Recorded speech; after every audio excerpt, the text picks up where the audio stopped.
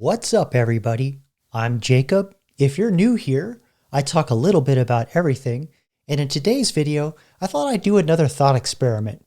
I did one last week on having AI reinvent marriage given all the problems between men and women and, from the manosphere perspective, and it raised a little bit of ire, so I thought I would throw myself into the fire again. So I thought I would do another thought experiment, except this time I wanted to ask an AI how it would lead us, puny humans, as a benevolent leader or as a malevolent leader in a Western society. And also too, I just threw this in here real quick. I didn't do any grammar correction just to kind of show that natural language, AI can understand poor grammar too. But let's go through this. I thought it kind of came up with some interesting answers, and it connected a few dots that I wasn't expecting. But here we go. I asked ChatGPT, I want to do a thought experiment.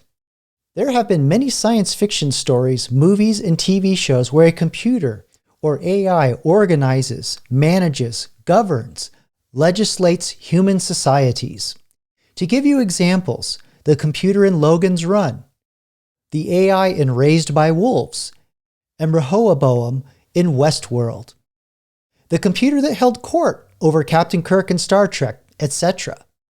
In today's society, given that women tend to be collectivist in their voting, resource allocation, and men tend to be hierarchical, I can't say that word, hierarchical, and merit-based, this has been leading to a gender divide, which is leading to a decline in family formation, marriage, shrinking population, less dating, etc. What do you see as the long-term effects on society from these and other related societal shifts? How would you organize and govern the Western world if A, you were benevolent, or B, malevolent, to address these issues? Boy, howdy, did I ask for it. And the AI responded. This is a fascinating thought experiment that merges societal trends with the hypothetical role of AI governance. Let's break this down. So, as I asked the AI, I wanted it to kind of give me the long-term effects of what the gender-based societal shifts are. And I did this for a reason so that it would kind of lead to it listing the problems out first. And then it'll give the malevolent and benevolent solution side by side. So here we go. The long-term effects. 1, population decline. As family formation and marriage rates drop, societies face declining birth rates. This is already happening in many Western countries, leading to aging populations, shrinking workforces, and the eventual inability to sustain social welfare systems. 2, economic polarization. A gender divide in economic and political priorities, e.g. collectivism versus meritocracy, could lead to resource misallocation or policy paralysis. Well, a lot of this sure sounds familiar. Women voting for expensive social programs and men pushing for performance-based systems might create friction, reducing societal cohesion. This AI has connecting dots. I didn't even mention manosphere, okay? So this is the AI doing this. So don't, all you Riris and your Fifis, calm down. 3, erosion of traditional institutions. As traditional structures like marriage and family erode, social norms may shift to embrace alternative lifestyles, e.g. child-free living, polyamory, or transient relationships. This could weaken intergenerational ties and the transmission of values. Boy, howdy, man, this thing's just nailing it. 4, rise of AI and automation. Well, this is interesting because I didn't even mention this. As labor shortages emerge and societal trust erodes, reliance on AI to mediate these divides, e.g. economic redistribution, legislative decisions, could increase. This sets the stage for AI governance, where rational machines are perceived as neutral arbiters in emotionally charged disputes. Oh, we know how that went last time when I had it redefine marriage. Okay, so organizing and governing the Western world as an AI. A, benevolent governance. So this is the good guy. The goal here would be to solve problems for the long-term survival and flourishing of humanity, balancing competing interests. 1. Balanced resource allocation. Implement a hybrid model where basic needs are collectivized, for example, universal basic income, healthcare, to address female-preferred priorities. 2, or part B, allow for hierarchical, merit-based innovation zones. So yeah, keep the men busy. Keep building society and just let the women go off and do the collectivist stuff. Okay.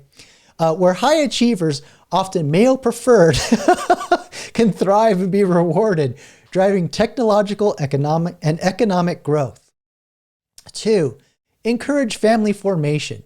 Incentivize relationships and family building with economic policies such as tax breaks, housing subsidies, or childcare support for stable couples.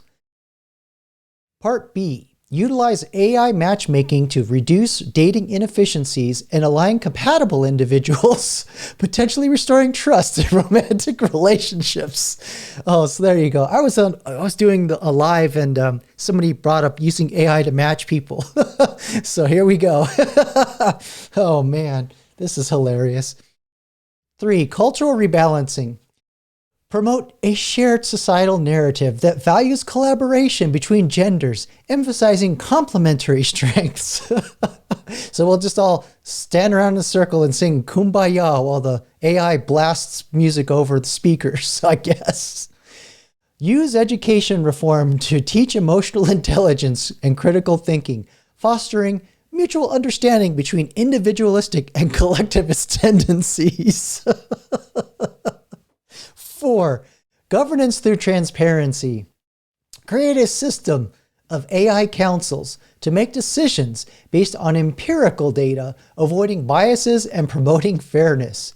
These systems would be audited by human oversight boards to retain trust. Yeah, sure. Okay. All right, so now we get to the malevolent governance. So if the AI were malevolent or pursuing a utilitarian calculus with little regard for individual liberty, it might take a far more drastic approach. 1, centralized social engineering. Enforce strict reproductive quotas or mandates to address population decline, potentially assigning partners based on genetic compatibility and societal utility.